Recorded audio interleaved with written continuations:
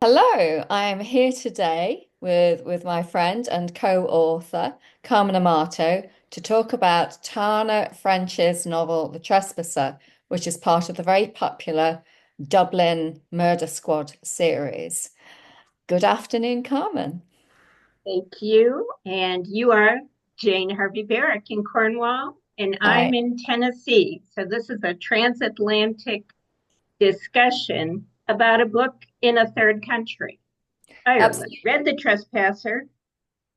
I've made notes. yep. I've got notes on my Kindle. And th this was your choice. So do you want to say why you chose this crime novel? I chose The Trespasser by Tana French for us to do a buddy read because it had a strong female protagonist caught. I mean, she's a cop, she's a detective. But she's a newcomer to the murder squad, and she's the only woman in the murder squad. And we both write crime fiction, which places a woman in a new and unfamiliar situation. Your Cornish crime thrillers, my Detective Amelia Cruz series. But I think we both identified something about the protagonist in The Trespasser, and I'll show you my cover here with all my notes. Um, what did we like and not like about Detective Antoinette Conway? I was very prepared to like her, and I hadn't read this author before. But I liked that at the beginning that she had a similar setup to your Amelia Cruz series. Outrageous sexism in the office and this feeling like all the guys are against her. An unlikable main character. I didn't like her, the character. I thought it was an interesting story, but I did Mm-hmm. not like her. I agreed with Steve that she was going to go down. She seemed to want to self-destruct everything she Yep. did. Mm-hmm. But a massive chip on her shoulder. She has a lot in common with Amelia. You know, the outrageous sexism she's got to put up with. But Amelia was warm from the start, and you were rooting for her. With this woman, I just felt like saying, oh, get the chip off your shoulder and do your job. Okay. I started off fairly neutral about her. I didn't know the series, disliked her within the first few pages. But what bothered me the most was that she seemed to have almost no sympathy or empathy for the victims. She seemed to see any weakness as blameworthy. You make a fabulous point that she was so ruthless in seeing everything through the lens of what she perceived to be her own precarious situation within the murder squad, and that they were all out to get her. And Yeah, that colored every scene in the book and yes, every interaction yeah, that Antoinette had. And she's the narrator, so of course, yes, everything's indeed. through her eyes. Yeah. Um, And so when she's trying to solve the whodunit of who killed this young woman, it's very colored by her own perspective about her job and how she's fighting everybody. She's certainly Um, fighting herself. And one of her partner accuses her of, how did he put it? Going down in flames. That she, something mhm. she does to herself. She self-detonates, and Yeah, occasionally she knows she's doing it. The way she felt that she was being picked on, and did it become self-perpetuating? Because she's yes, certainly of not well course. liked by anybody. Even her partner doesn't like her at times. Oh, that's right. Someone says she has a martyr complex. We don't really like Antoinette. She's a very prickly person Hmm. for the reader and for everyone around her to deal with, and especially her partner Steve, who, what was like 3/4 the way through the book, tells her the truth that she is um, bent on going down in flames. She's convinced she's going down in flames and she's going to take everybody with her.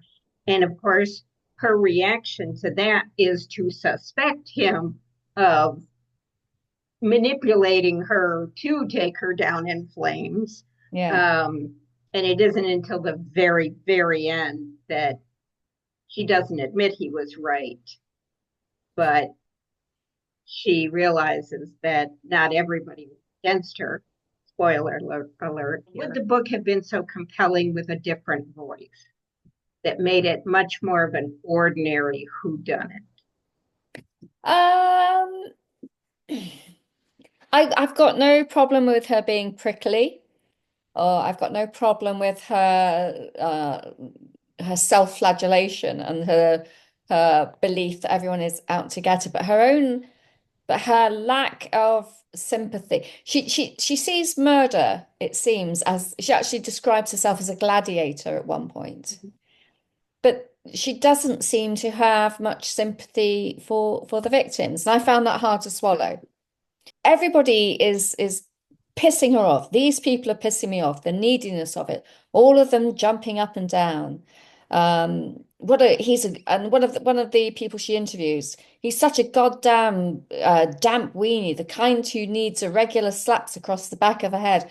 Oh, he's the kind of person who needs to carry an inhaler with him. I was like, what, you're just so unpleasant about everybody, even people who actually deserve your sympathy at this point.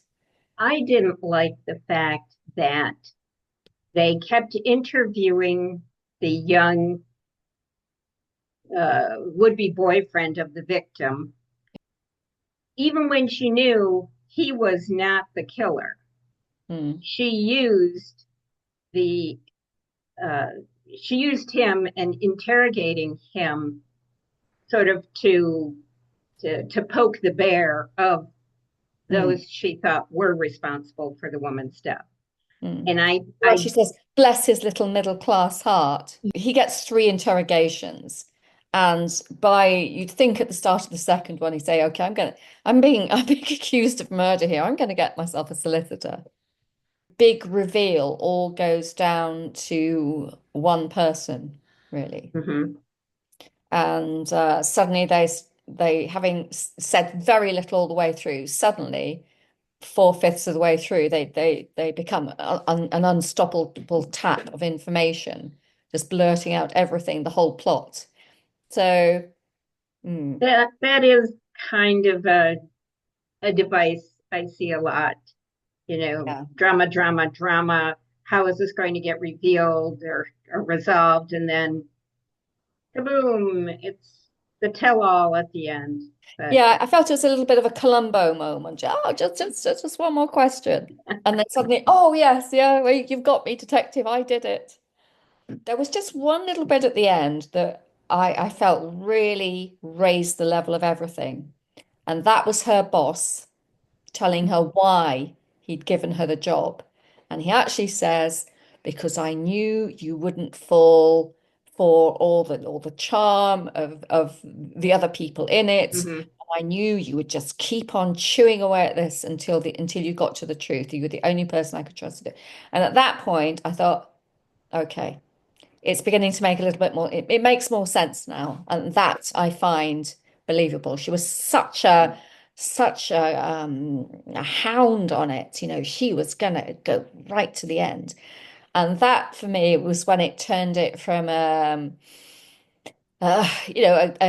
interesting plot with lots of red herrings to Mm-hmm. something that I found believable right at the very end, just when Right I'd at given the up very end. hope. So we didn't really like this protagonist, Mm, but she was definitely a very compelling voice and a mm, very compelling protagonist with how she approached everything, her inner, her relationships, and the way she viewed things. It was a very different kind of narrator, I thought, mm. in which her paranoia is such a driver. So, Right. well, that's our Yeah. take on the unlikable main character, Antoinette Conway, in The Trespasser. We'll see you next time. Good choice.